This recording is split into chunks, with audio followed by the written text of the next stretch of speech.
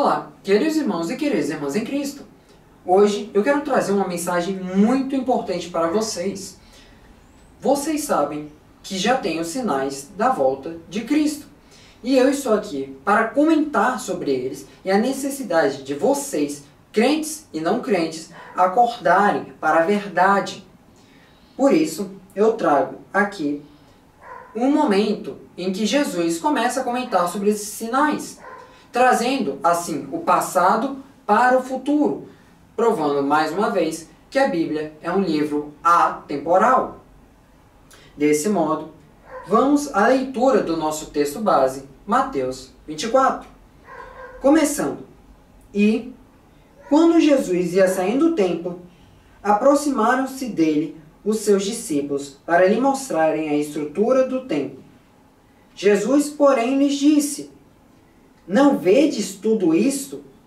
Em verdade vos digo que não ficará aqui pedra sobre pedra que não seja derrubada.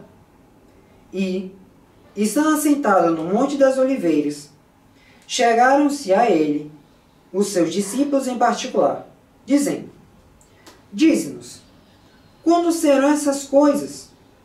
E que sinal haverá da tua vinda e do fim do mundo? Jesus, respondendo, disse-lhes: Acautelai-vos que ninguém vos engane, porque muitos virão em meu nome dizendo: Eu sou Cristo, e enganarão a muitos. E ouvireis de guerras e rumores de guerras. Olhai, não vos assusteis, porque é preciso que tudo isso aconteça, mas não é o fim. Porquanto se levantará nação contra nação, e reino contra reino, e haverá fomes, e pestes, e terremotos em vários lugares.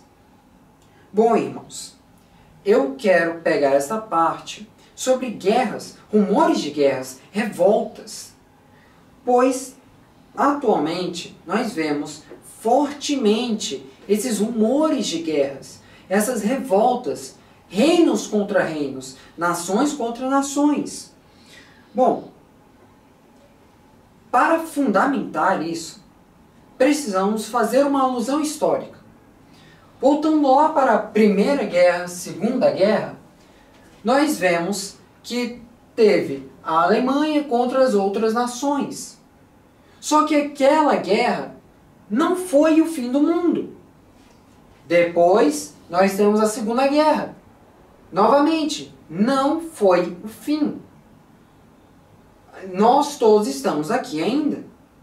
Jesus não passou pelo céu, não estamos ainda vendo Jesus aqui chegar em carne e osso, ou ele pisar no Monte das Oliveiras. Ainda não. Mas estamos nos preparativos. Hoje, vemos que se movimenta algo diferente. Se voltarmos para Ezequiel 37, que eu quero que vocês abram agora a Bíblia de vocês e vão lá para Ezequiel 37, para que vocês possam acompanhar o meu raciocínio. Esse raciocínio que eu tenho, ele está sendo coberto, no caso ele está acontecendo desde 1948. A gente vê que ele descreve que a carne e as moscas estão crescendo e que o Espírito depois voltará para Israel. Mas o Espírito ainda não está dentro de Israel. Quando nós vemos Ezequiel 37, temos a descrição do vale de ossos secos, onde o Espírito, no caso Jesus, para ser ainda mais exato, Deus, ele fala para Ezequiel: tá vendo esses ossos? Eu fiz uma pregação sobre isso. Se vocês olharem, vamos ter lá os ossos ao redor de Ezequiel, e Deus diz: prega para esses ossos. E ele deve pensar: prega para ossos? Eles não são nem organismos vivos? Mas aí, quando ele começa a pregar começa a falar para aqueles ossos, vai criando carne, vai criando músculos, nervos. E aí, quando eles já estão todos formados, músculos, pele, nervo, tudo isso, eles ainda não têm um espírito. Eles não têm alma. Eles são apenas um corpo. Mas o que adianta ter um corpo se não tem um espírito? Então, Deus baixa o espírito neles, fazendo assim com que eles sejam agora ativos, vivos de verdade, conscientes. Aquele mesmo espírito que a gente vê no Vale de Ossos não repousou ainda em Israel. Nós podemos constatar isso ao analisar a população de Israel. Quando vocês olham para Israel, atualmente, vocês vão ver que ele não é totalmente santo, ele não é totalmente puro. Hoje, ainda tem pessoas LGBTs lá dentro de Israel, ainda tem abortos, ainda tem separações de casais, pecados ocorrendo em Israel, significando assim que o Espírito não alcançou Israel ainda. Eu lembro que eu preguei para vocês, uma vez, sobre Deus estar no controle. E isso não deixa de ser uma mentira. Ainda hoje, Deus está no controle das coisas.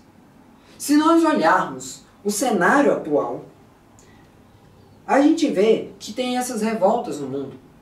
E se nós observarmos Israel nesses conflitos dele contra a Palestina, Israel tem sido formidável. Ele conseguiu dominar o espaço aéreo todinho de Teherã, a capital do Irã, em apenas 62 horas. Ele não precisou de uma semana. Normalmente, guerras, você demora muito para você avançar de fato. E se ter controle de todo um espaço aéreo é muito complicado.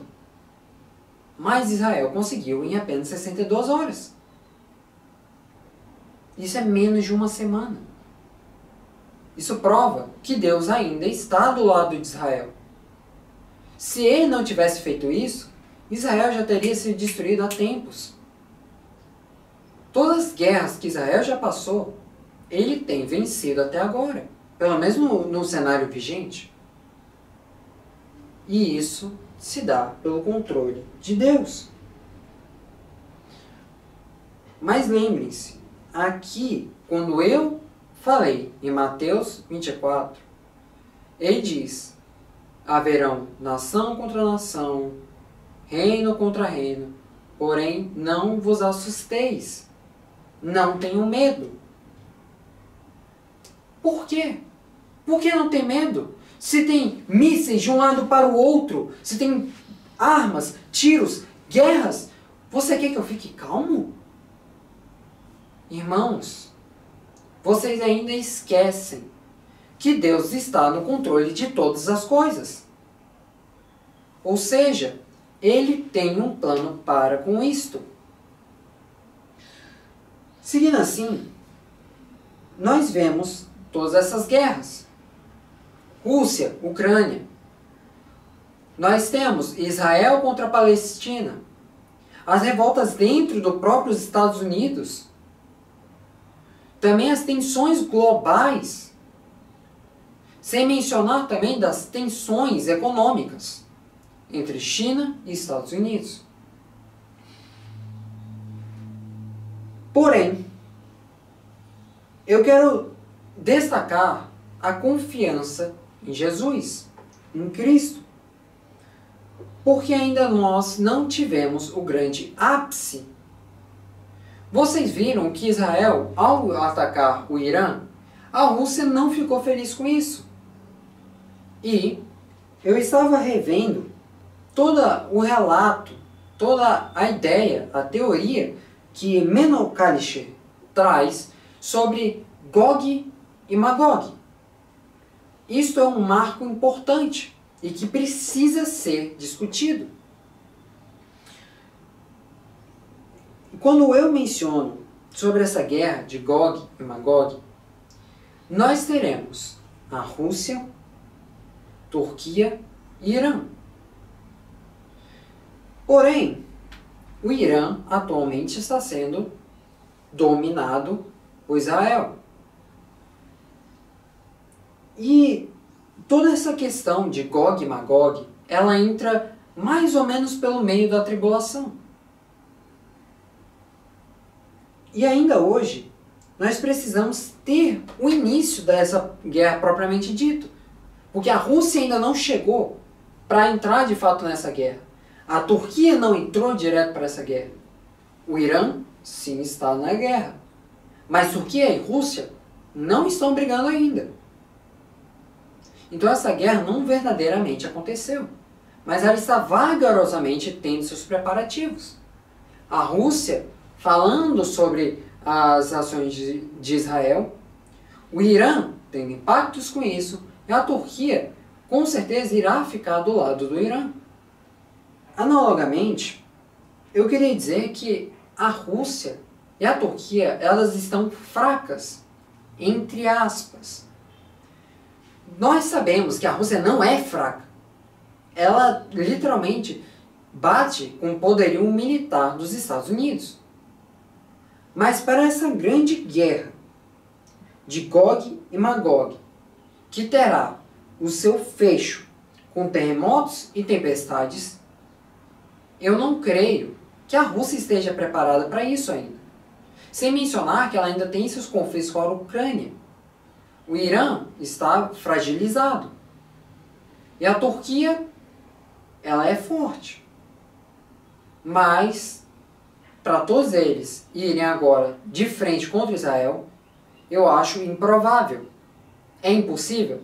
Eu não acho que seja, mas eu acho pouco provável. Pouca possibilidade de acontecer.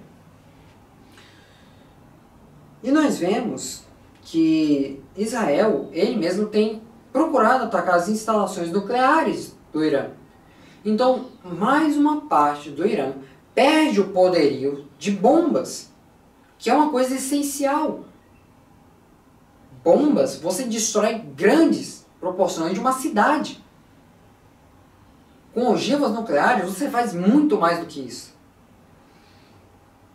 Então, o que eu creio que está acontecendo agora são esses preparativos para essas guerras, grandes guerras, que marcarão o início da tribulação para acontecer.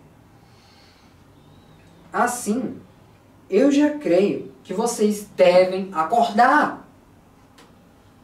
Os sinais já estão claros.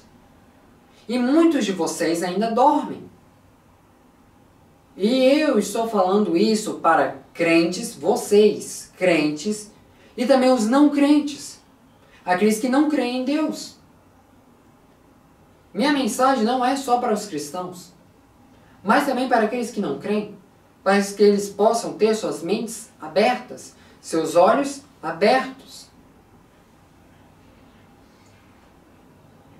E aqui ainda, em Mateus 24, vimos sobre ele falar no Monte das Oliveiras. E isso é um fato. Jesus mesmo, ele vai pôr os pés no Monte das Oliveiras. Isso é um fato. E isso marca o grande início da grande tribulação. Pois esses detalhes estão todos no livro de Apocalipse.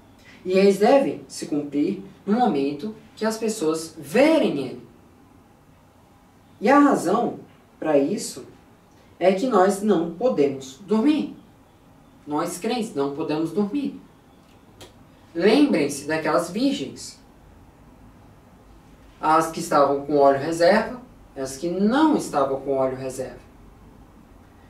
As que foram sensatas e não sensatas. As que ficaram para trás são as não sensatas, as que não trouxeram óleo reserva. Mas as virgens que foram sensatas e compensaram com um óleo a mais, elas sim foram com o noivo, que neste caso seria Jesus. É importante termos este conhecimento. E eu queria voltar lá pelo verso 42 para dar um contexto a mais, para ter uma profundidade a mais. Vamos à leitura. Vigiai, pois, porque não sabeis a que hora há de vir o nosso Senhor. Mas considerai isto: se o pai de família soubesse que a vigília da noite havia de ver o ladrão, vigiaria e não deixaria minar a sua casa. Por isso, estai-vos preparados também, porque o Filho do Homem há de vir à hora em que não penseis. Quem é, pois, o servo fiel e prudente, a quem o seu Senhor constituiu sobre os seus servos, para lhe dar o sustento do seu tempo? Em resumo, eu quero que vocês prestem atenção nisso. Jesus, ele não vai dizer a hora que ele vem. Vocês não sabem, não tem como adivinhar. Mas vocês têm uma coisa que vocês devem saber: os sinais, que indicam quão próximo Jesus está de vir. Por conta disso, levem em consideração a história, a parábola das virgens e o que está descrito aqui em Mateus, verso 42. E isso indica que o arrebatamento acontecerá. A grande tribulação vem com a chegada de Jesus. Este é o conceito do arrebatamento. E assim, vocês que não acordaram vão ser deixados. E aqueles que estão de fato preparados, Jesus irá levar. Portanto, acordem! É a hora de vocês se prepararem.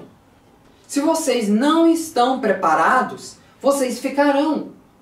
Na tribulação haverá dor e sofrimento.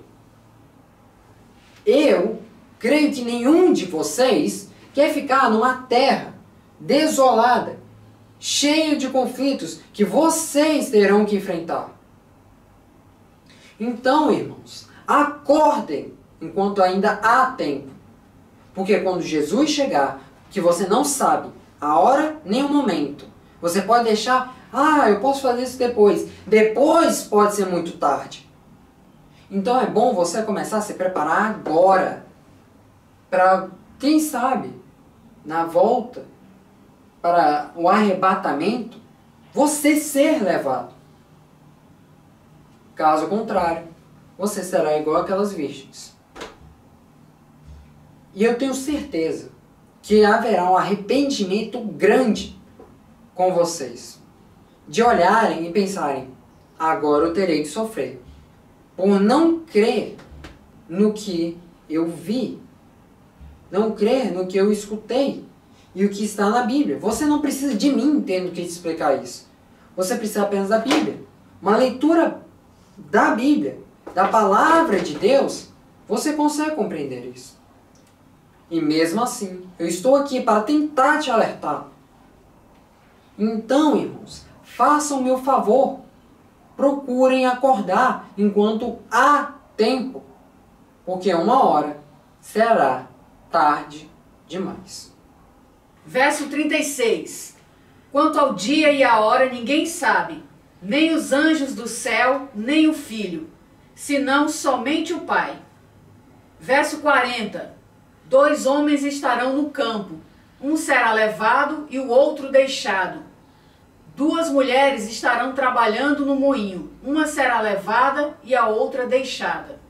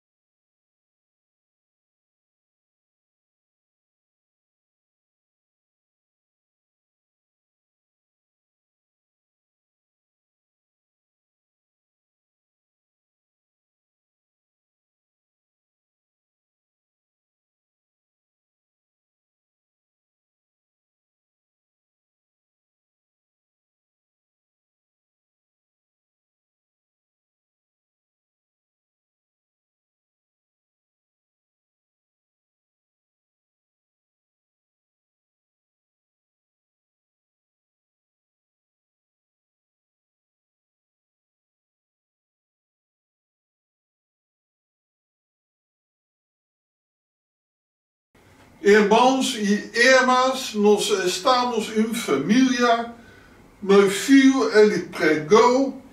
Minha esposa, ela lê as palavras de Mateus 24, de verso 40 e 41. E eu gostaria para explicar esses versos de 40 e 41. Jesus, ele começou a Mateus para avisar, para observar os sinais.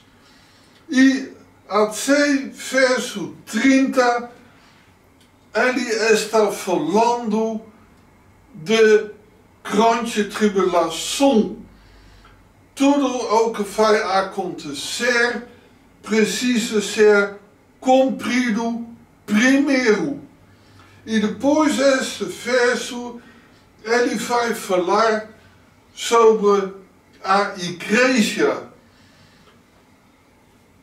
Nenhuma pessoa sabe o dia do abatimento, quando vai acontecer esse verso 40 e 41.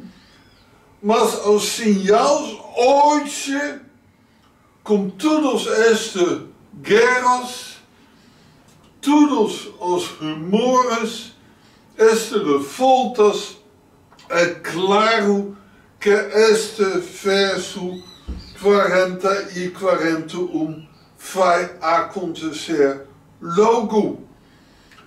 Assim, dá atenção. 2 homens serão no campo, será levado, uma deles deixado.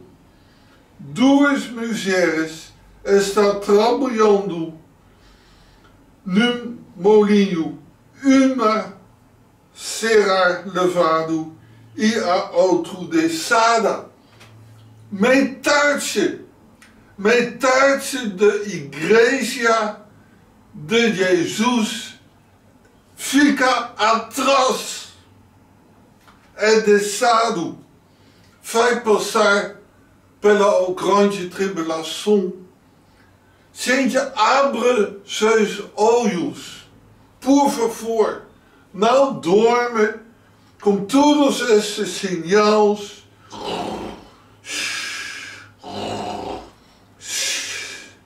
Acorda! É metade que fica deixada. Também está repetido com meu filho esteve pregando de virgens. É metade. Metade são insensatas. Ele fica na porta fechada. Metade. Qual parte está você? Você está com essa metade que seja levado? Ou você tem vida cristã, você vive dentro do mundo, não lê a Bíblia, não orar pelo Israel, você não lê a Bíblia, você não dá esses sinais, esta guerra.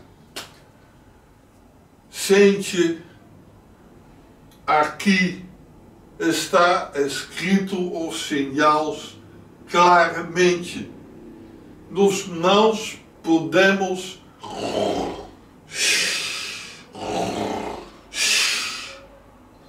nós temos estes sinais. Esta guerra entre Israel e Irã é a preparação, é o iniciar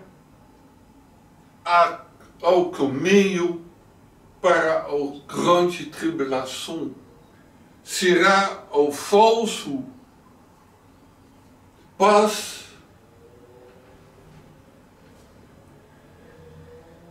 que vai acontecer depois do abatimento da igreja. Fazer a parte desta metade da igreja que sai salvada. Se você fica deixado, é tarde demais. Você tem uma segunda oportunidade para... Ah, Senhor, meu Deus, meu Pai Celestial. Senhor, que você possa trazer este entendimento para a cabeça dos nossos irmãos, para os nossos internautas. Que eles possam prestar atenção nisso e ver que uma hora o tempo acaba, e o tempo é curto. Eles podem ficar para trás, mas se forem sensatos, mudarem, eles podem ter a chance de ir para o céu. Então, Senhor, abre a mente deles, que eles possam pensar sobre isso e melhorar a cada vez mais para chegarem próximos a Ti, Senhor.